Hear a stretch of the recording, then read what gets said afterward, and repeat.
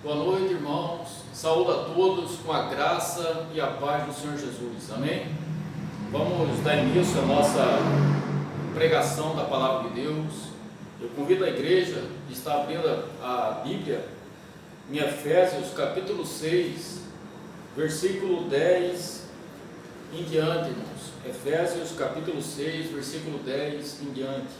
Diz assim a Palavra de Deus: quanto ao mais, sede fortalecidos no Senhor e na força do seu poder, revesti-vos de toda a armadura de Deus, para poder ficar firmes contra as ciladas do diabo, porque a nossa luta não é contra o sangue e a carne, e sim contra os principados e potestades, contra os dominadores deste mundo tenebroso, contra as forças espirituais do mal nas regiões celestes.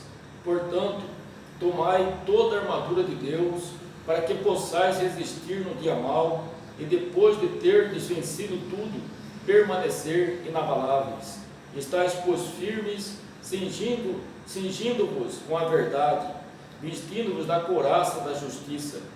Até aqui, irmãos, vamos orar. Peço que Deus fale ao seu coração, que nos instrua, em nome de Jesus. Senhor, nosso Deus, nosso Pai, em nome de Jesus, Pai, nós louvamos, nós bendizemos ao Senhor, nosso Criador, nosso Deus. Obrigado, Pai, por esse dia que o Senhor nos dá. Obrigado por estarmos aqui diante da Tua Palavra, Pai, que é viva e eficaz. A Tua Palavra que é poderosa, Pai, para transformar vidas, para libertar, para salvar. Pai, fala ao coração da Tua igreja, Pai, que Teu Santo Espírito ilumine o entendimento do Teu povo, que cada um possa crescer, Pai, no conhecimento e na graça do Senhor. Pai, me capacita, Pai, a transmitir a Tua Palavra com fidelidade, com integridade, com clareza, e dê sabedoria, que o nome do Senhor seja honrado, engrandecido, glorificado, Pai. Nós oramos confiados em Cristo Jesus. Amém. Irmãos, gostaria de compartilhar essa noite, meditar na Palavra de Deus, sobre a questão da batalha espiritual, uma visão bíblica da batalha espiritual. O que a Bíblia nos ensina sobre a batalha espiritual, que todo cristão verdadeiro está inserido, está engajado nessa batalha? Então, a Palavra de Deus nos ensina muitas coisas, né? Nesses tempos difíceis que nós vivemos, né? Então, muitos vivem como se não houvesse uma batalha espiritual, que não houvesse um mundo espiritual, né? E nós sabemos que através da Bíblia, que o mundo espiritual controla o mundo material, conduz o mundo material, né? Então nós somos inseridos nesse mundo espiritual também. Devemos ter um entendimento correto da batalha espiritual que travamos nesses momentos difíceis que nós passamos, né? Podemos falar que são um período mau da nossa vida, né? Muitas pessoas estão ansiosas, preocupadas, angustiadas. Nós não estamos podendo ter contato com outras pessoas, né? Muitos perderam o seu emprego, né? Muitos perderam seus entes queridos. Então muitas pessoas estão passando seu dia mal, períodos mal da sua vida, um período mal, difícil da sua caminhada. Eu gostaria de compartilhar algumas lições importantes para nós sobre essa questão da batalha espiritual que a Bíblia nos ensina aqui em Efésios capítulo 6, versículo 10 ao versículo 14, através do apóstolo Paulo. Paulo escreveu essa carta quando estava preso em Roma. A causa do seu encarceramento foi por causa do seu ministério apostólico de anunciar o Evangelho de Cristo. Paulo, ele escreve com o propósito de mostrar aos seus leitores, né, todas as bênçãos espirituais que a igreja desfruta na pessoa de Jesus Cristo.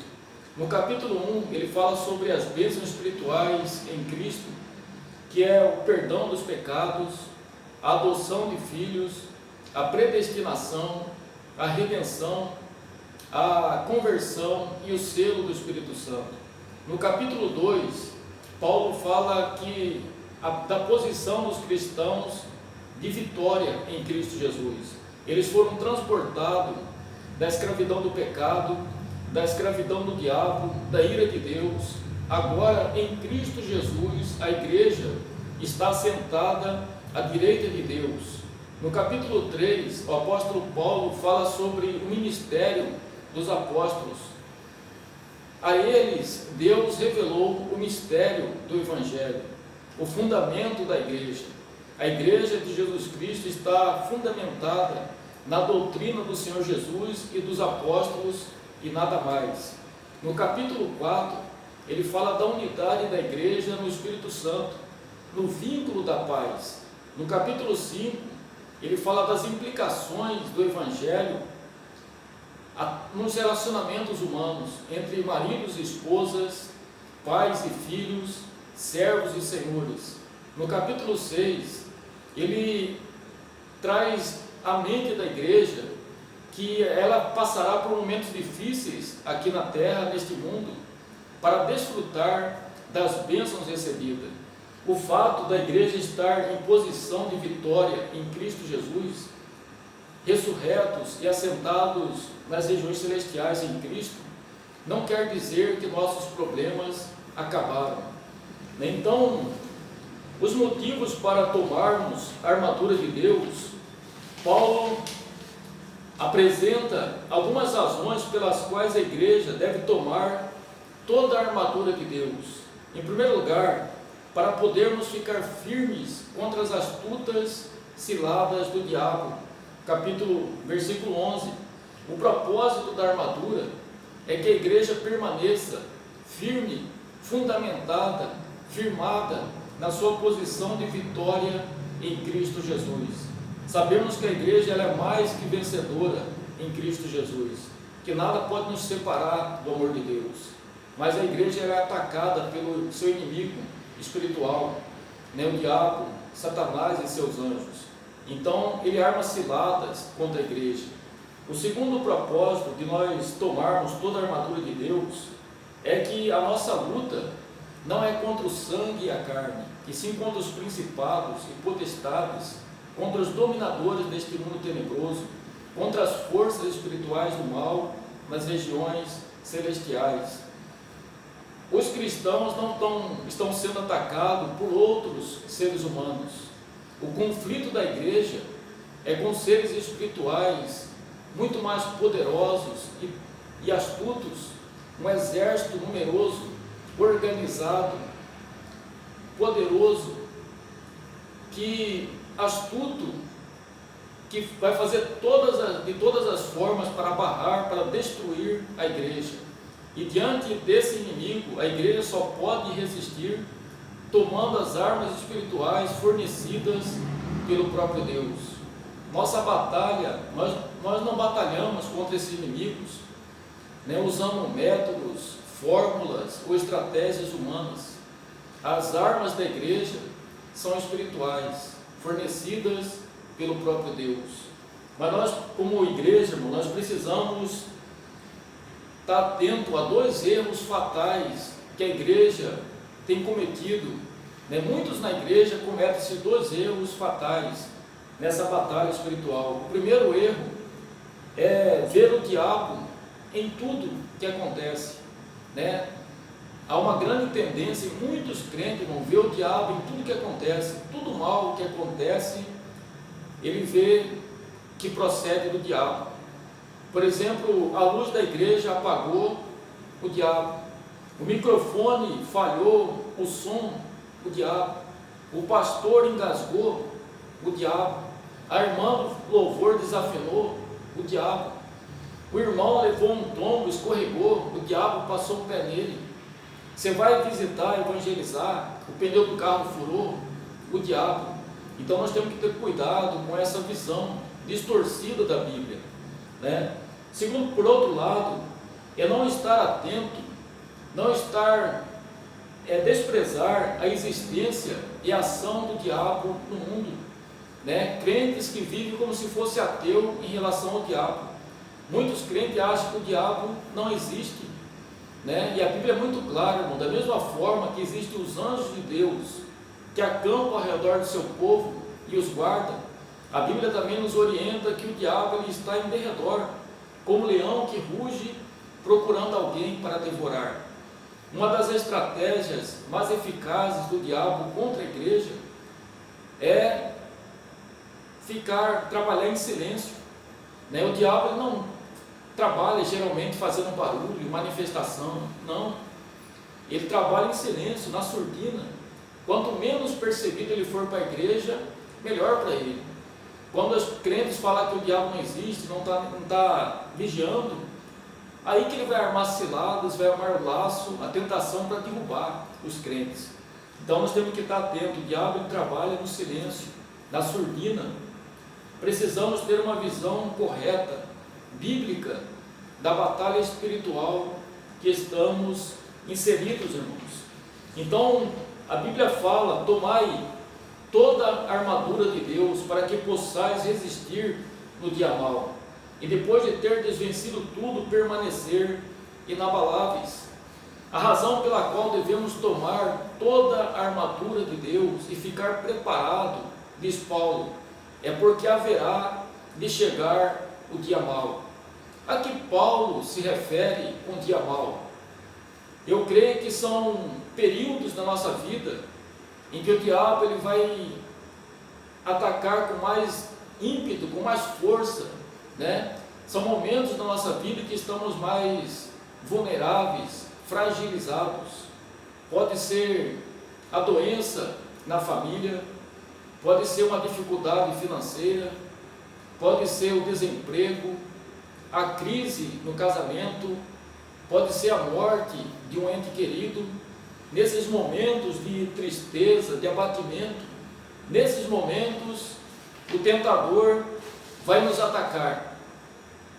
Ele vai tentar destruir a nossa fé em Deus. O diabo ele vai insinuar que Deus nos abandonou, que Deus não nos ama mais. Nesses momentos, quando estamos despreparados, desapercebidos, nessas situações, o diabo vai aproveitar para nos tentar de maneira mais intensa. O que devemos fazer, irmão, no dia mau, quando todas as hostes do diabo parecem vir contra nós? A orientação bíblica é: tomai toda a armadura de Deus para que possais resistir no dia mau. O pastor Martin Lloyd Jones, um pastor britânico do século passado, né, ele dizia que a armadura de Deus é as grandes verdades do Evangelho, é toda a doutrina básica da palavra de Deus. John MacArthur Jr., pastor contemporâneo dos Estados Unidos, batista, né, ele fala que a armadura de Deus é a verdade do Evangelho, a justiça de Cristo, a fé justificadora em Cristo, salvadora, o Evangelho, a palavra de Deus e a oração. O apóstolo Paulo, ele estava preso em Roma, possivelmente algemado a um soldado romano da guarda pretoriana. E ele, observando as vestes daquele soldado, a sua armadura, ele traz à mente dele o Antigo Testamento, em Isaías 59, versículo 16 a 19, que descreve Deus como um guerreiro celestial, que vem com sua armadura guerrear para vingar o seu povo, proteger, fazer justiça e trazer juízo sobre a terra. Da mesma maneira, irmãos, revestidos da armadura de Deus, os cristãos podem resistir a Satanás. O objetivo de tomarmos a armadura de Deus é resistir. O verbo resistir ocorre várias vezes no texto, no versículo 11, versículo 13, versículo 14. Como resistir, como permanecer firmes em Cristo, inabaláveis em Cristo.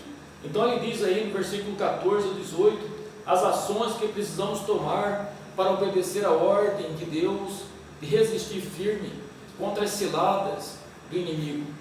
Cingindo-vos com a verdade, vestindo-vos da justiça, calçando o evangelho da paz, embraçando o escudo da fé, tomai a espada do Espírito, orando em todo o tempo no Espírito. Então a primeira peça da armadura de Deus, creio que seja a mais importante para a vida do cristão, é a peça, a verdade como cinto. Versículo 14a: cingindo-vos com a couraça, cingindo-vos, né? Cingindo-vos com a verdade, né? Então aqui a igreja deve ficar firme, antes de tudo, usando o cinto da verdade. Paulo está se referindo à verdade de Deus, à verdade do Evangelho, a sã doutrina, sem erros nem mentiras. O cinto do soldado servia para amarrar as roupas frouxas, para sustentar ali sua espada, suas armas, e também para proteger o seu rim, o lombo e o ventre.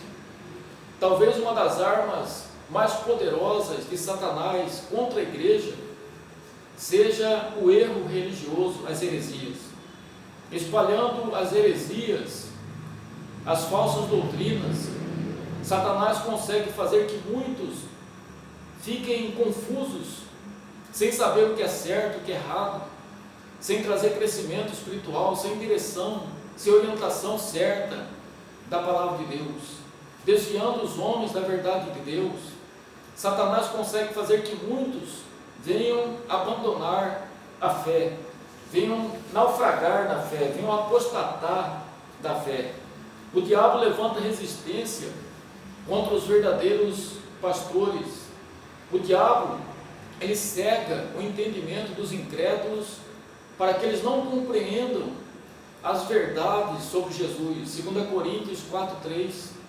O diabo, ele tenta anular o efeito da palavra de Deus nos corações dos seres humanos, dos homens.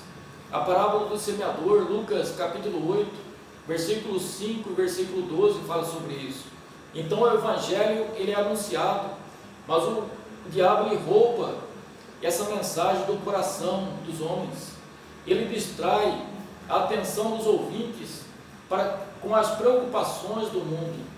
E o apóstolo Paulo, em 1 Timóteo capítulo 4, versículo 1 e 2, Paulo mostra dois agentes diretos do diabo.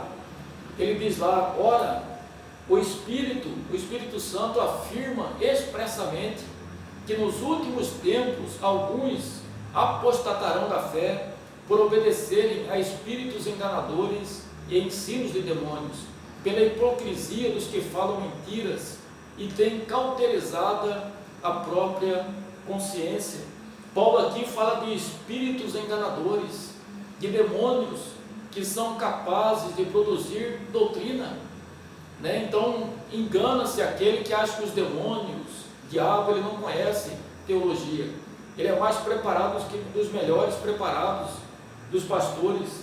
O diabo é o pai da mentira, ele que semeia a mentira, as heresias nas igrejas, para desviar os homens da verdade de Deus. Ele é o pai da mentira, né? Então a ilusão do erro. Como que o diabo, ele consegue enganar as pessoas com as heresias, com as distorções bíblicas dentro das igrejas? Então ele usa a ilusão do erro, né? O erro religioso é muito sutil, né? Poucas pessoas conseguem perceber o erro religioso. Então o diabo, ele sabe como apresentar de modo atraente, né? De modo bonito, né? Que chame a atenção das pessoas, e as pessoas acolhem aquelas heresias junto com a verdade, né? Primeiro é necessário fazer que o erro venha disfarçado de verdade. O diabo, ele não manda o erro sozinho, né? A mentira vem disfarçada de coisas boas, bonitas, atraentes, parecem espiritual, uma revelação vinda do céu, né? Então uma nova revelação, uma visão, né? Então o diabo, ele torce sutilmente a verdade, como aconteceu no jardim do Éden, que levou a mulher a desviar da ordem de Deus. Gênesis 3, verso 1 a 6. No deserto, tentando Jesus, o diabo torceu duas passagens do Salmo 91. Os falsos mestres expressam verdades das Escrituras, mas sempre desviam em algum ponto básico da doutrina bíblica. Por exemplo, a doutrina de Deus, de Jesus Cristo, a doutrina do pecado, da redenção, do Espírito Santo, né? Então sempre vão desviar em algum ponto, né? Por exemplo, algumas seitas que batem a nossa porta. Posso compartilhar uma palavra com vocês? Posso ler uma porção da Bíblia com vocês? Né? Muitas dessas seitas aí que batem a nossa porta, um dos fatores, irmão, que geralmente essas seitas desviam da verdade do Evangelho é sobre a pessoa de Jesus Cristo, né? Então, antes de nós recebermos essas pessoas, você não pode nem receber, porque 1 João fala que nós não podemos receber essas pessoas na nossa casa, porque nós nos tornamos cúmplices dela, a não ser que for para você expor a verdade do Evangelho para ela. A pergunta que você deve fazer para essas pessoas: quem é Jesus para vocês? Jesus é Salvador? Ah, Jesus é Salvador. Jesus é Deus? Não, só Jeová é Deus, né? Jesus, vocês adoram Jesus? Não, só adoramos Jeová. E outras seitas também. Então nós temos que estar atentos. Geralmente as pessoas vão distorcer sobre as doutrinas básicas da fé cristã, a doutrina de Deus, da pessoa de Jesus, do pecado, da redenção, do Espírito Santo, né? Então, se a pessoa não reconhece que Jesus é Deus, alguma coisa errada há, né? Então, será que essas pessoas têm o Espírito Santo?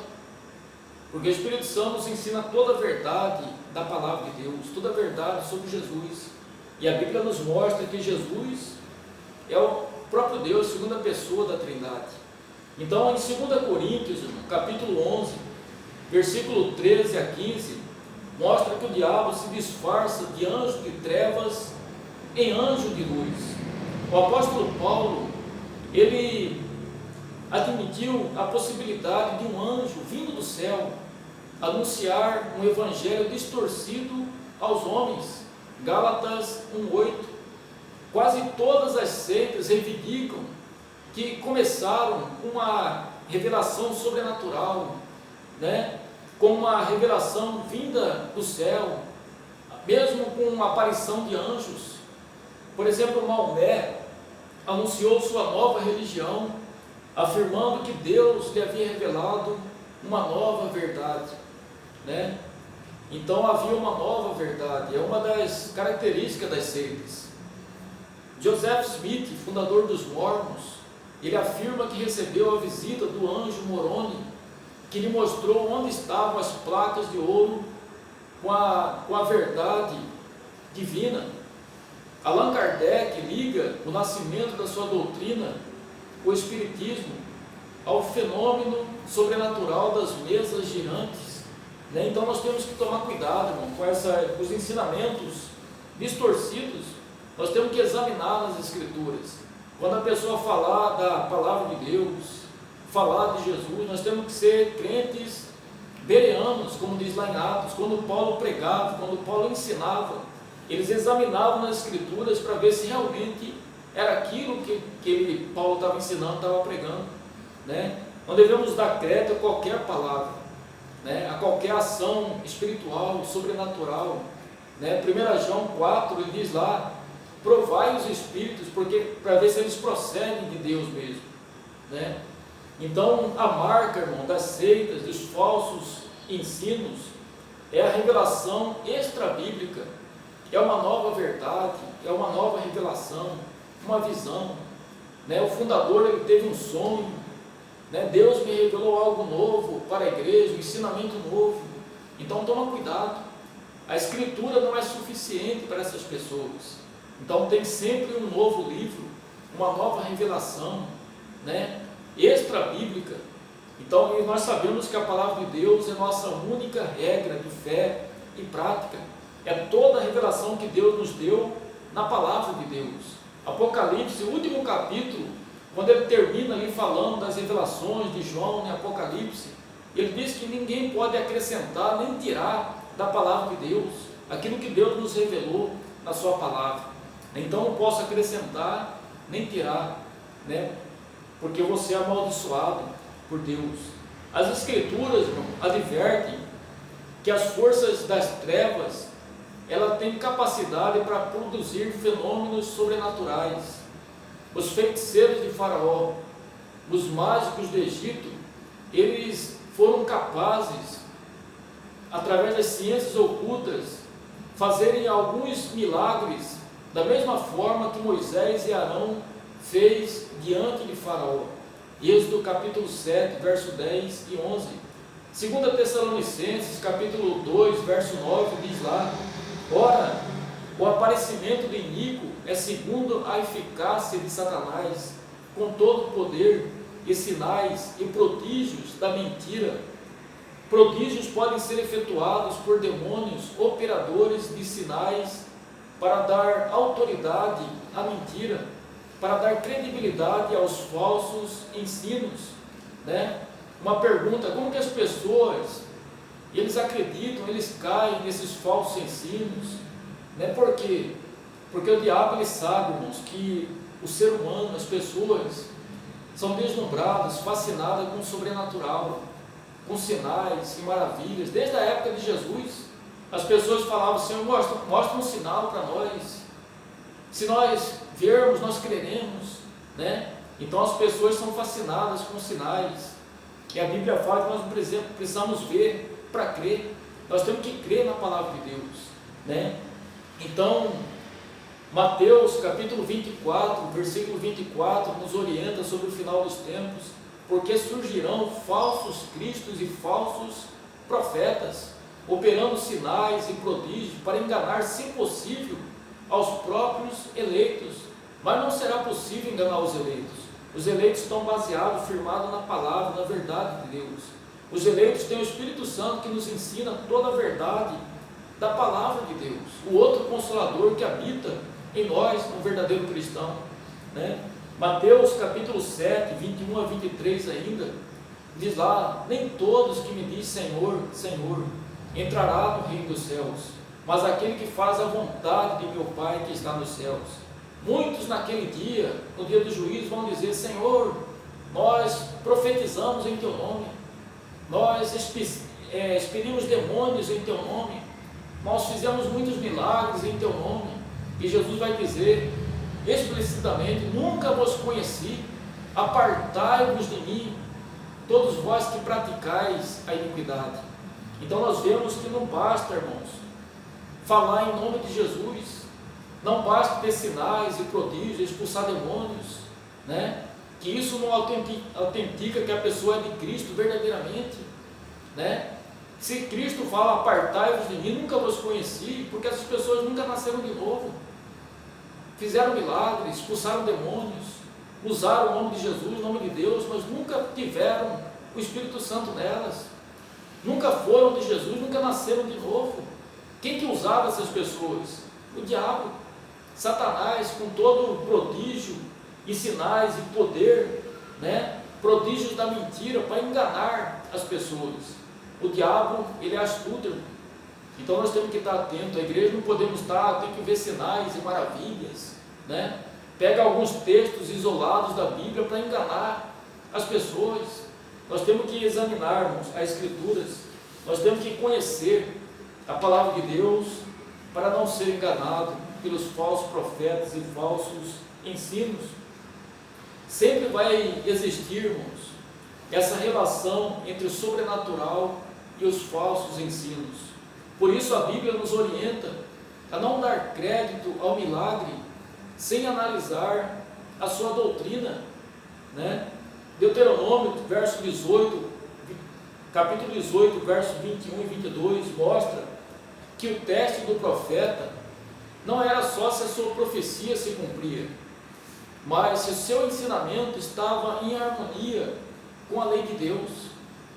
Deuteronômio capítulo 13, verso 1 a 5 diz lá: quando o profeta, o sonhador, se levantar no meio de ti e te anunciar um sinal ou prodígio, e suceder o tal sinal ou prodígio de que houver falado, e disser: vamos após outros deuses que não conheceste e sirvamos-los, não ouvireis as palavras desse profeta ou sonhador, porquanto o Senhor vosso Deus vos prova, para ver se amais o Senhor.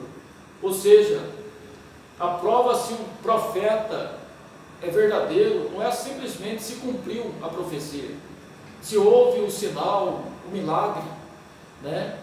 Porque a Bíblia é clara nos mostrar que o diabo ele tem poder também para fazer sinais da mentira, para enganar, iludir as pessoas, né? E aqui está falando do profeta, o sonhador, né?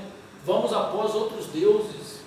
E Mateus 7 nos mostra que muitos dentro das igrejas cristãs, dizendo cristão, evangélico, vai dizer Senhor, Senhor, né? Então multidões correm atrás dos falsos profetas, dos falsos ensinos, que mercadejam a palavra de Deus, fazendo comércio de vós.